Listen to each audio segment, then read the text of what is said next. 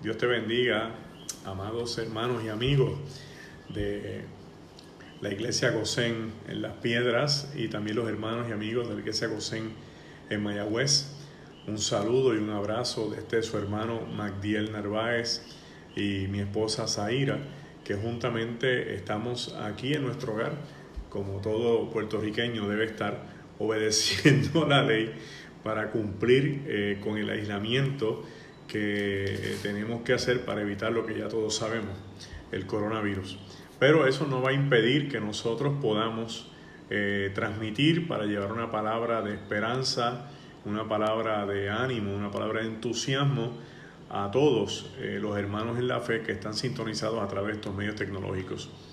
Dios sabe todo lo que hace y siempre hemos de pensar en que Dios está 2 pasos, 3 pasos adelante de nosotros y antes que ocurran las cosas tiene siempre la salida para que la iglesia pueda seguir junta y proclamar las verdades de Cristo. Y entonces el Señor ya sabía que venía esto de camino y lo que hizo fue ayudarnos con la tecnología para que la iglesia siguiera proclamando. Créame que si no fuera de esta forma, Dios hubiera inventado otro proyecto, porque Dios siempre tiene las alternativas. Nosotros tenemos que tener fe y creer fielmente que el Señor siempre tiene alternativas. Y en esta noche me gustaría predicarles y hablarles como tipo estudio, conferencia, sobre este tiempo que estamos viviendo. Cuando ocurren fenómenos de esta naturaleza, como el que estamos pasando ahora mismo, este tipo de coronavirus, y cuando ocurren, por ejemplo, temblores, cuando ocurren huracanes desmedidos, como pasó con María, y otros fenómenos adicionales que han ocurrido en estos últimos 5 años de la humanidad, hay gente que tiende rápido a pensar en juicios. Esto es juicio, esto es Dios castigando, y yo no tengo ningún problema en que eso sea juicio de Dios, porque Dios es Dios y Dios somete a las naciones a su juicio. Pero quiero que empecemos a pensar en esto desde otra perspectiva, porque es más conveniente para nosotros como cristianos que la mera perspectiva de juicio de Dios. Nosotros vivimos en una época distinta a la de muchas otras generaciones de iglesias en el antepasado. Por ejemplo, nosotros estamos prácticamente en los tiempos apocalípticos, lo que hemos llamado y lo que han llamado muchos comentaristas y exégetas principios del fin o principios de dolores. Este tipo de esquema que está descrito en Mateo 24, en los sellos del libro de Apocalipsis, en las trompetas, en las copas y en otros elementos figurados de la Biblia, lo que nos dice de antemano es que ya estamos en la parte final del tiempo que el Señor le dio al mundo para conocerlo y arrepentirse. Porque una vez la iglesia se levanta en el aposento alto a proclamar el reino para que las almas se conviertan y el evangelio es esparcido por el mundo, el Señor lo que espera es que el mundo vaya conociendo de su verdad, que Él vino a la tierra por amor, a salvar a los seres humanos, a morir en una cruz y al tercer día resucitar para garantizarnos una vida eterna. Ese es el mensaje esencial de la iglesia. Fuera de ese mensaje, todo lo demás es secundario y tiene que estar amarrado a eso. La verdad es que Cristo viene. Decir otra cosa en este momento es hacerle perder el tiempo a la gente o entretenerlo. Cristo viene y está a la puerta. Entonces, todos los eventos que están ocurriendo o los analizamos como si fueran juicios de Dios o los vamos a mirar como señales previas a su regreso.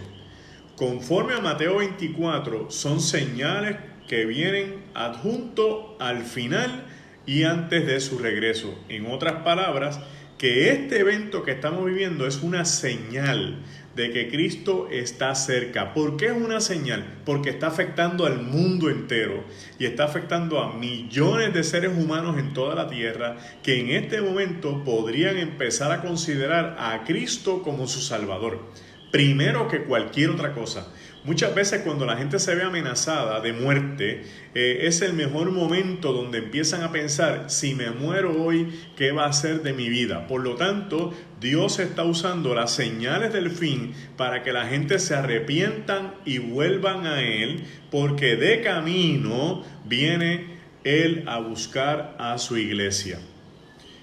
Habiendo dicho esto, nosotros tenemos múltiples ataques de personas cristianas que se han convertido en escépticos, algunos que se han convertido en apóstatas y otros que se han convertido en enemigos de la iglesia, dentro de la misma iglesia, donde nos quieren hacer ver creer que Cristo no viene y que esta doctrina llamada del rapto no existe.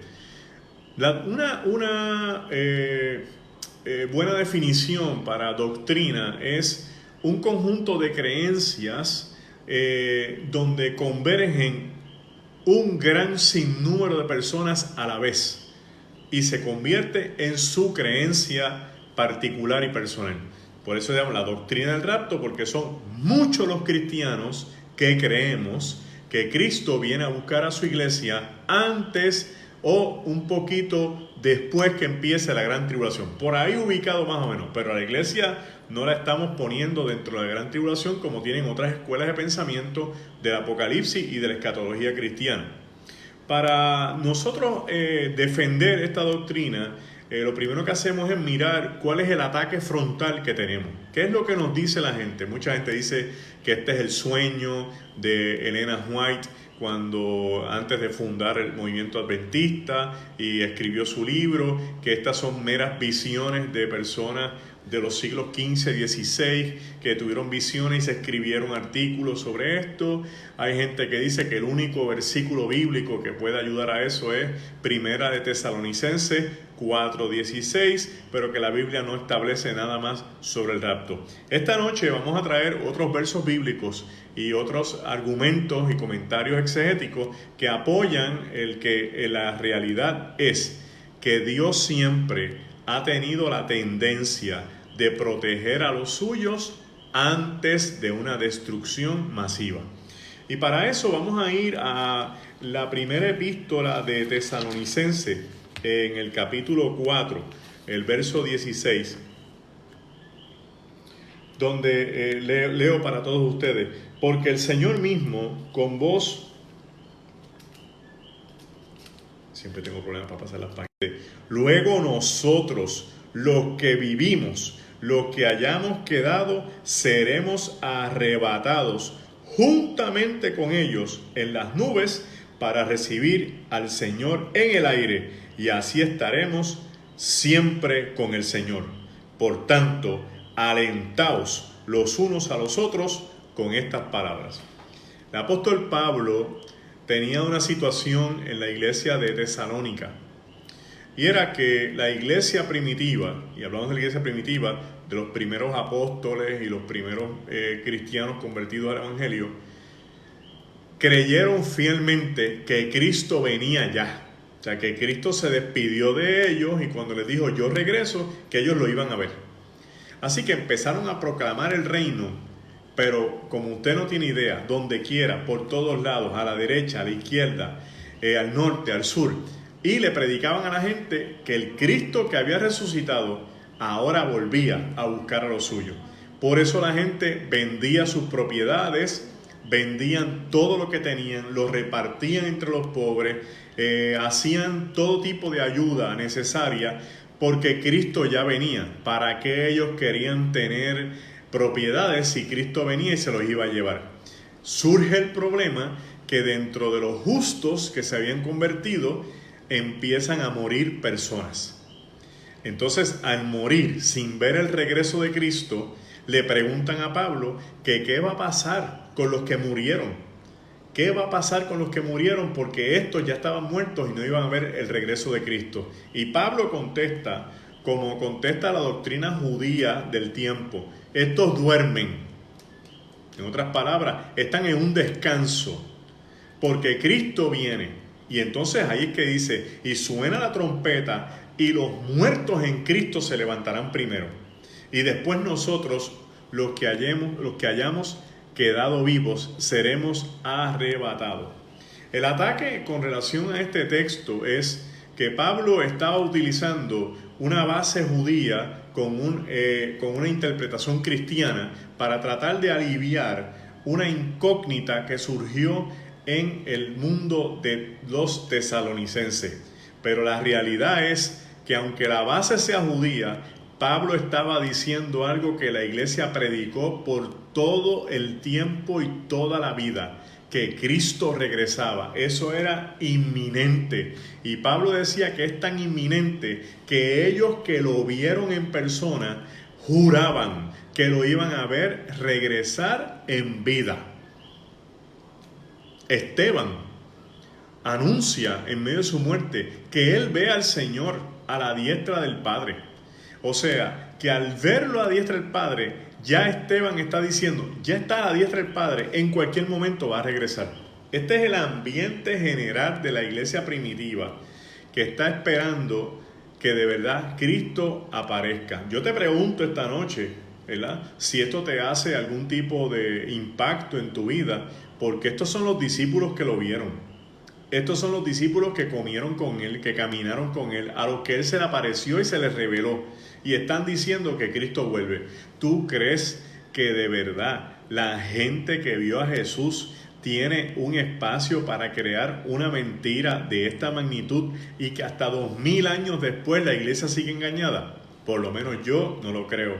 Y creo en lo profundo de mi espíritu que esta es la palabra de Dios que se nos está revelando 2000 años después para decirnos que retomemos ese mensaje y que en el tiempo que estamos viviendo, que son las señales del fin, le anunciemos a un mundo que se pierde que ese Cristo que murió y resucitó vuelve por lo suyo y que todo el mundo puede ser parte de ese pueblo de Dios que será arrebatado en las nubes. Pero como si fuera poco, quiero traerte dos citas adicionales que me parece que son vitales en este momento, porque ese no es el único texto que habla de esto.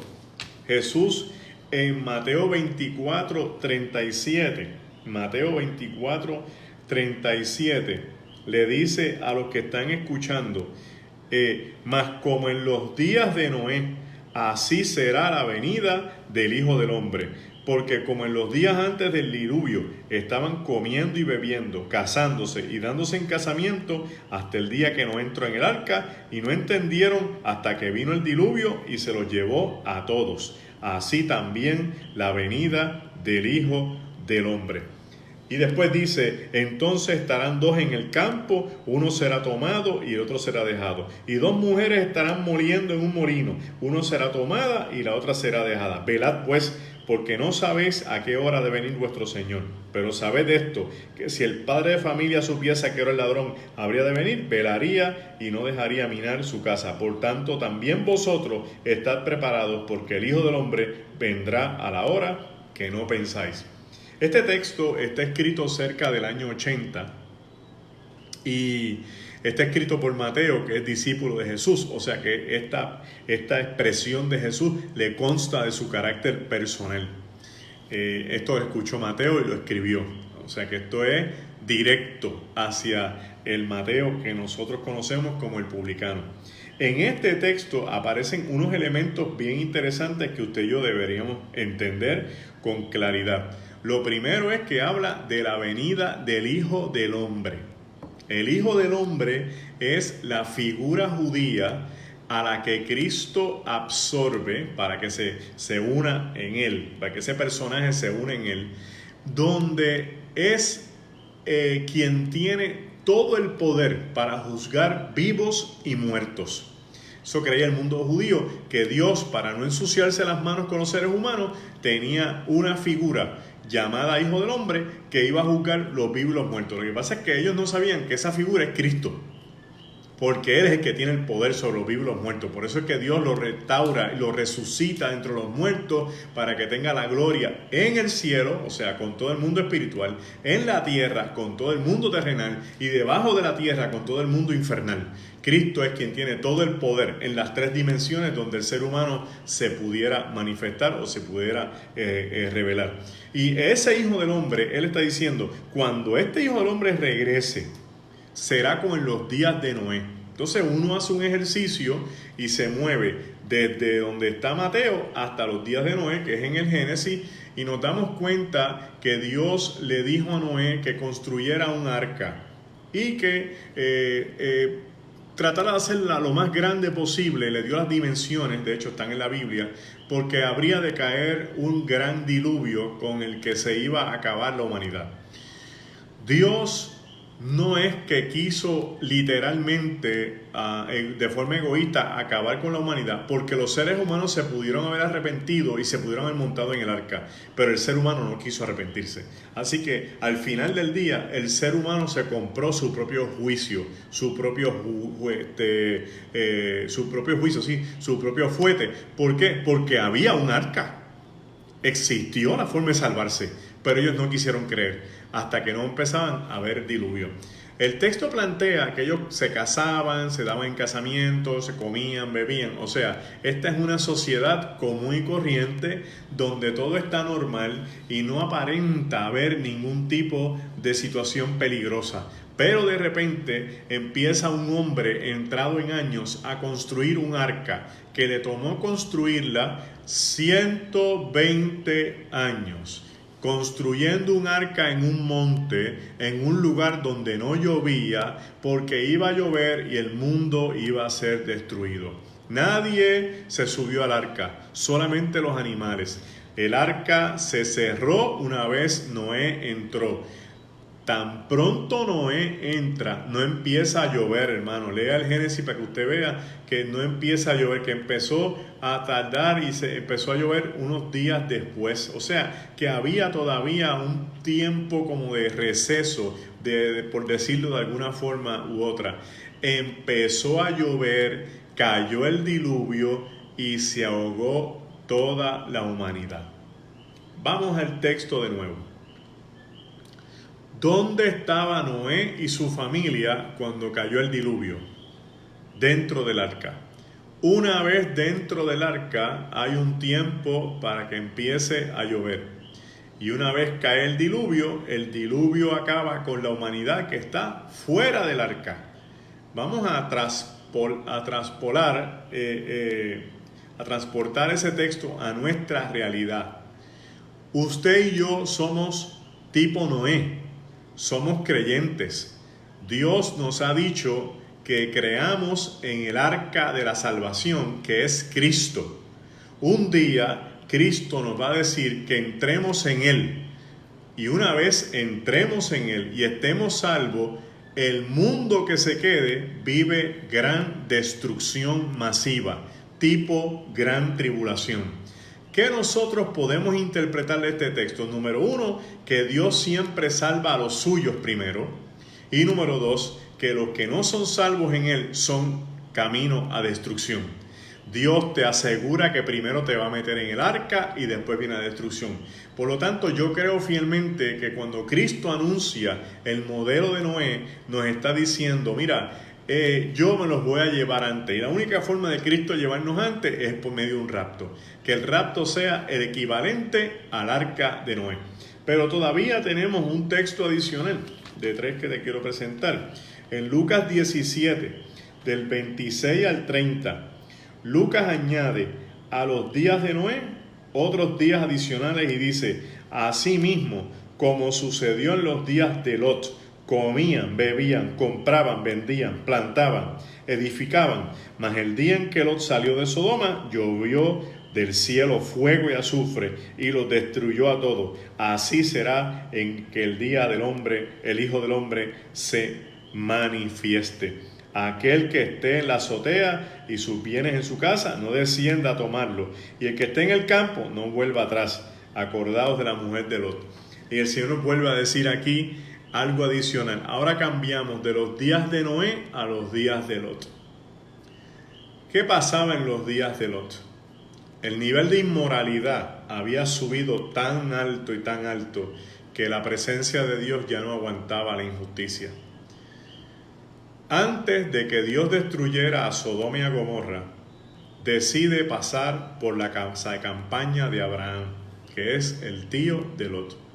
Y van 3 ángeles, 2 ángeles de destrucción y el ángel de Jehová, que es un prototipo de Jesús manifestándose en la tierra. No sabemos, ¿verdad?, a ciencia cierta cómo los judíos lo veían, pero ellos no conocen la figura del Hijo. Por lo tanto, no lo podían llamar el Hijo, ni llamarlo de ninguna otra forma, así que le pusieron por nombre el ángel de Jehová, que no es un ángel cualquiera, porque los ángeles no tienen capacidad para bendecir, ni para cambiar nombre, ni cambiar destino. El ángel de Jehová es el único ángel que tiene capacidad para cambiar el nombre, cambiar el destino y cambiar la situación de salvación de una persona. Por lo tanto, entendemos que es Dios manifestado en una forma que nosotros desconocemos y que eventualmente se nos revela como Cristo. Cuando llegan a la casa de campaña de Abraham, empiezan a negociar, porque el ángel le anuncia a Abraham que van a destruir a Sodoma y a Gomorra. Abraham, preocupado porque su sobrino Lot vive allí, decide entrar en una negociación con Dios y le dice: si hay 50 justos, ¿tú destruirías la ciudad? Y ya sabemos el negocio, que no había un solo justo. Por lo tanto, Dios decide sacar a Lot de Sodoma y Gomorra. ¿Cómo lo hacen? Los ángeles llegan hasta las ciudades pecaminosas donde vivía Lot, su esposa y sus hijas, y estando allí, los seres, desde los más ancianos hasta los más jóvenes, toda la población quería a los ángeles para ellos. Querían acostarse con ellos. Dice que los deseaban. Dios hiere los ojos de los ángeles. Mire esto, los deja ciegos y en vez de arrepentirse, siguen tocando y buscando a ver si encuentran a aquellos hombres celestes. En ese momento, los ángeles deciden sacar a Lot, a su esposa y a sus hijas de Sodoma y Gomorra.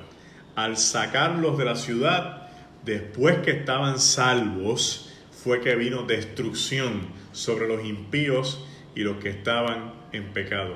Como puedes notar, tenemos una segunda experiencia de destrucción masiva, donde los salvos se salen a un lado y los impíos y los injustos se quedan en el lugar de destrucción. No podemos entender cómo es posible que podamos creer que la iglesia pase por una gran tribulación, que es para aquellos que no creyeron un castigo soberano sobre la tierra, juntamente con los que hemos creído y hemos anunciado el regreso de Jesucristo.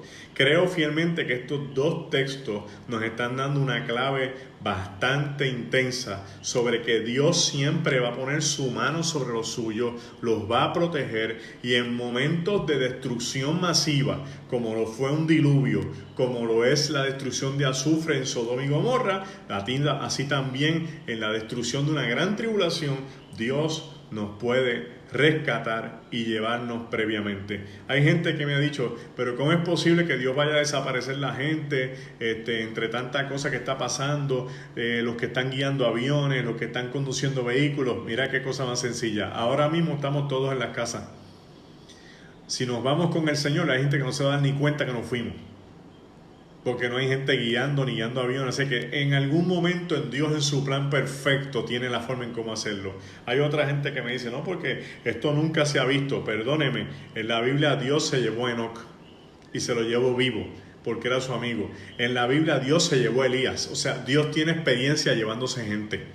Dios es Dios. No hay nadie que le imponga ni le impida el cómo hacer las cosas como Él las pueda hacer y como Él las quiere hacer.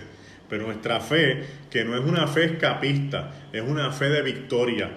Porque una fe escapista es: Cristo, ven ahora que yo no quiero el coronavirus. Cristo, ven ahora que yo no quiero la tribulación. A otro pensamiento es decir: Cristo, ven porque tú prometiste que ibas a venir a buscar a los tuyos. Y usted espera fielmente ese regreso. Pregúntese, todos los que nos están escuchando esta noche, ¿ustedes quieren ver a Jesús? ¿A ustedes les arde el corazón por encontrarse con Cristo en las nubes? ¿Qué cosa puede haber más grande para un rey que establecer su reino de una vez y por siempre, por los siglos de los siglos? Esa es la realidad de nuestro Cristo y nosotros somos parte de ese reino. Estamos en este proyecto de meternos con el Rey hasta las últimas consecuencias, porque el Rey ya viene. Tu Rey, mi Rey, nosotros pertenecemos a ese reino, ya viene a establecerse con poder, paz, amor sobre todos los siglos. Pero mira, tengo un texto adicional que sé que te va a gustar muchísimo también. Este está en Apocalipsis 7.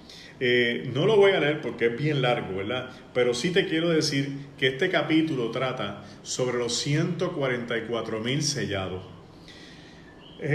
Hay muchas interpretaciones sobre los 144,000 sellados.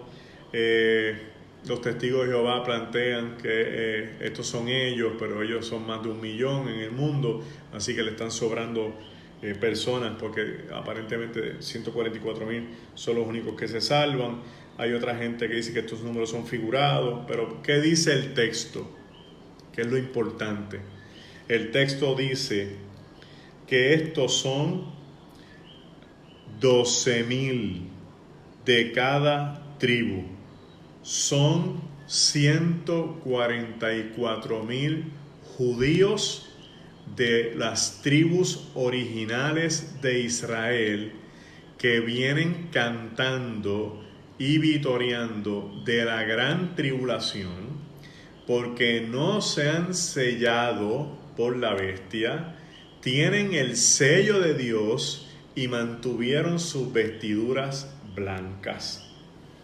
A ver cómo explicamos esto con un poquito de calma.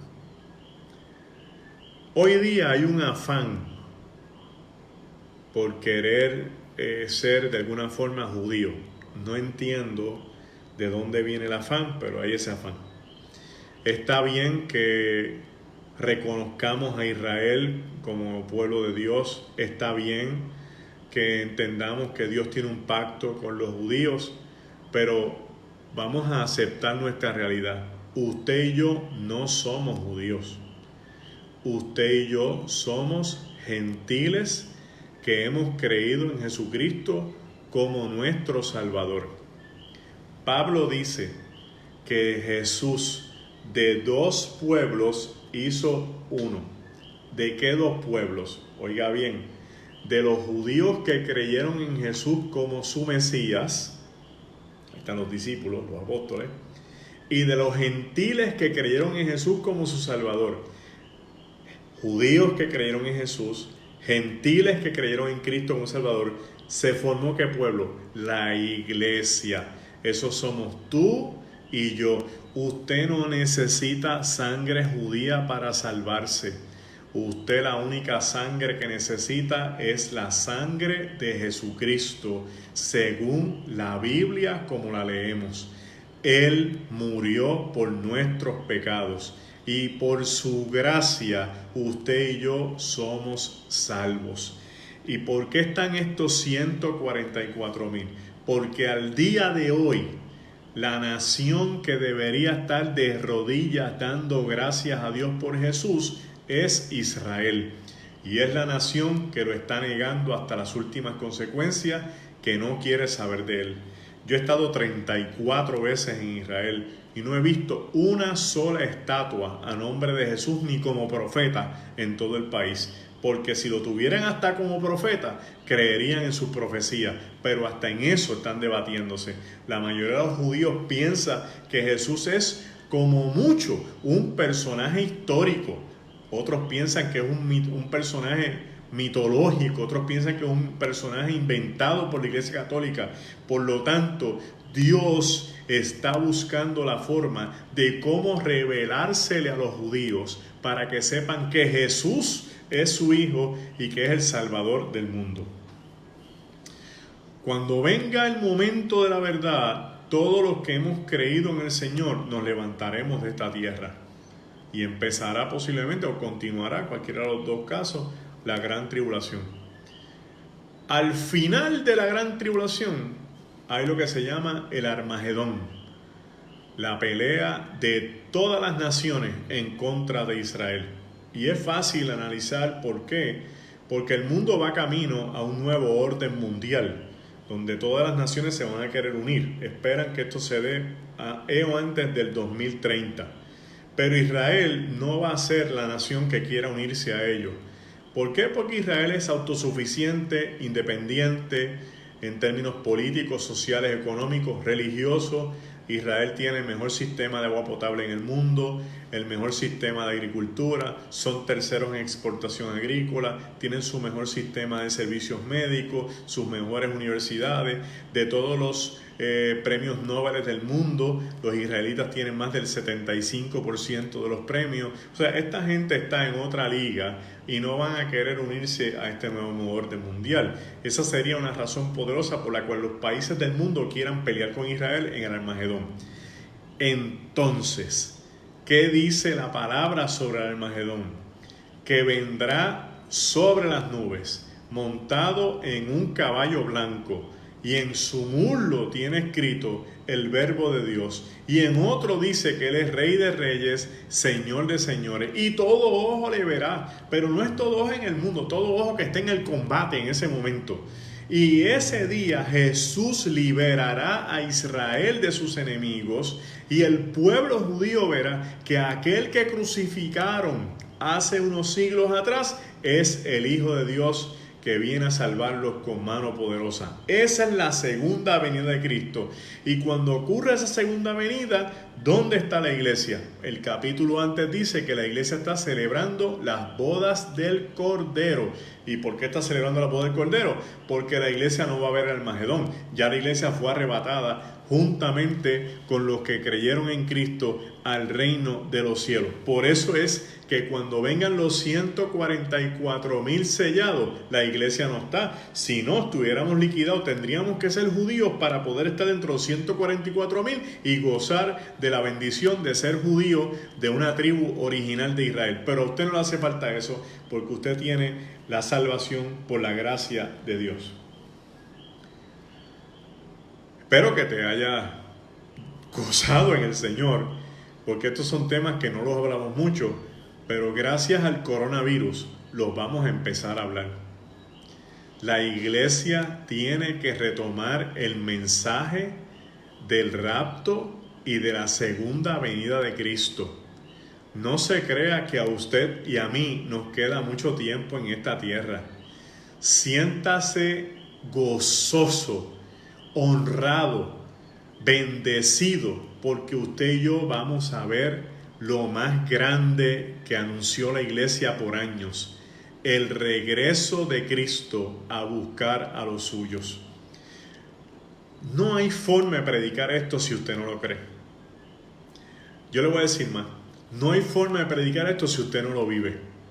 Usted tiene que vivir esto y vivir la esperanza de vida eterna. Porque si no, ¿para qué estamos predicando? Seríamos una religión más. Lo que nos hace diferente es esa esperanza de ese regreso inminente de Jesucristo a nuestra vida, para ir a vivir con Él donde Él quiera, donde Él haya preparado las mansiones celestiales en la casa de su Padre. No importa dónde esto sea, hermano, el Señor nos tiene una promesa de vida y Dios siempre cumple lo que ha dicho. Una de las preocupaciones más grandes que arde en nuestro corazón es que se esté perdiendo la oportunidad de proclamar este mensaje. Que muchas almas cercanas a nosotros ni siquiera sepan de lo que estamos hablando. Que Cristo ya esté a las puertas para venir a buscar a los suyos y todavía nosotros estemos predicando, perdiendo el tiempo, haciéndole perder el tiempo a otra gente y pensando en cosas que no son las realidades. No te afanes más por la vida, no te afanes por lo que tienes o lo que dejas de tener, no te afanes por lo que dejas de perder o lo que dejas de ganar. Piensa que en este momento todos nuestros esfuerzos deben estar dirigidos hacia dos cosas. La primera, un gran avivamiento, que seamos llenos del poder del Espíritu Santo para salir de nuestras casas a sanar, a restaurar, a resucitar muertos, a hacer la diferencia en la vida de otros, para que la gente crea que el poder de Dios todavía está en la tierra. Dos, con ese movimiento del Espíritu Santo, anunciarle a la gente que Cristo viene pronto, que se arrepientan de su maldad, que se arrepientan de sus pecados, que sanen su tierra y su familia y que vuelvan a los pies del Señor. Yo te invito esta noche a que consideres con lo profundo de tu corazón retomar el llamado que Dios te ha hecho. Retomar la voz de Cristo en tu corazón. Mira, hermano, lo que arde en tu corazón. A que le des gracias a Dios por este tiempo que nos está devolviendo a las Escrituras, que nos está devolviendo a la base.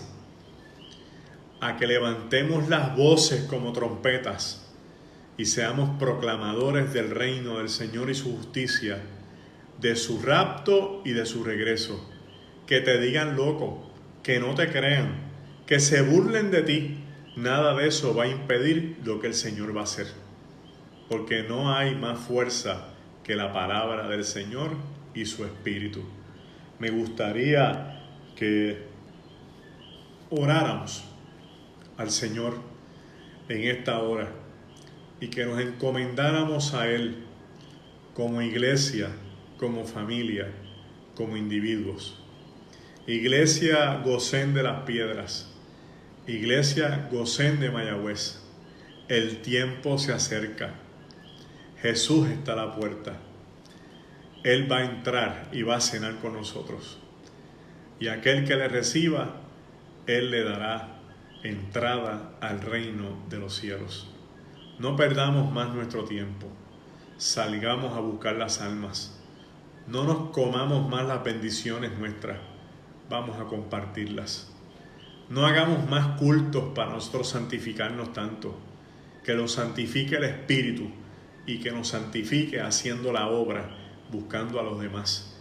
Porque si hay algo grande en el reino, es que las almas vengan a los pies de Jesús.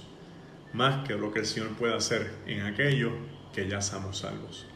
Te invito a orar en esta noche, no sin antes darte las gracias a los pastores, a Ramonita, Caelo, Gloria, Mili, por esta gran oportunidad que nos dan de llegar a sus casas en un tiempo donde no hay forma de llevar la palabra sino a través de estos medios. También le quiero dar las gracias a mis suegros, a Nidia y a Rafi, por ser el eslabón con la iglesia y que nos permite este alcance para llegar a todos ustedes. Y a Zaira, que está detrás de todo este andamio tecnológico para que yo pueda llegar hasta sus casas. Señor, te damos gracias, gloria y honra, porque tú eres bueno y para siempre es tu misericordia. En esta noche te pedimos una unción especial para estas iglesias que están conectadas a través de nuestros medios. Te pedimos que donde estén tu Espíritu Santo llegue con una unción especial en esta noche. Que los revuelque y que los toque, Señor. Que les revuelque el alma, que les llene el Espíritu de tu presencia. Rompe toda cadena y todo yugo. Quítanos las vendas que no nos dejan ver lo que tú quieres que seamos en tu nombre. Y sobre todas las cosas, Señor, los enfermos que nos están escuchando, que se queden sanos en el nombre de Jesús, porque dice tu palabra que por tus llagas fuimos sanados. Y nosotros creemos que tu sangre poderosa nos libra de todo mal y de todo aquello que nos pueda perseguir y estar en contra de nosotros por hacer tu voluntad. Hoy las casas quedan libres, los aires quedan despejados, no hay potestad, no hay principado, no hay demonio, no hay saeta que pueda contra la iglesia, porque tú prometiste que las puertas del infierno no prevalecerán en contra de nosotros. Y nosotros, nuestros pies están sobre el mundo del infierno, totalmente pisoteados y vencidos por ti en la cruz del Calvario y luego resucitado de muertos. Gracias por esta oportunidad. Señor, que tu Espíritu nos inquiete a buscar las almas. Que tu Espíritu nos inquiete a proclamar tu regreso. Que tu Espíritu nos inquiete y que no nos deje dormir, porque tú vienes pronto a buscar tu iglesia. Mientras tanto, que nuestros cuerpos y nuestras mentes descansen para poder encontrar paz y refugio en ti. Que este virus sea un mero proceso para unir la iglesia y despertarla. una mera oportunidad para encontrarnos con tu Espíritu y que se creen miles de cientos, miles de millones de aposentos altos en el mundo, donde tu Espíritu descienda y repartas lenguas como de fuego y los dones del Espíritu se activen en nosotros para llevar esta palabra con poder, con señales y prodigios donde quiera. Tómanos de la mano y haz con nosotros lo que tú quieras, para tu gloria y en tu nombre. Amén.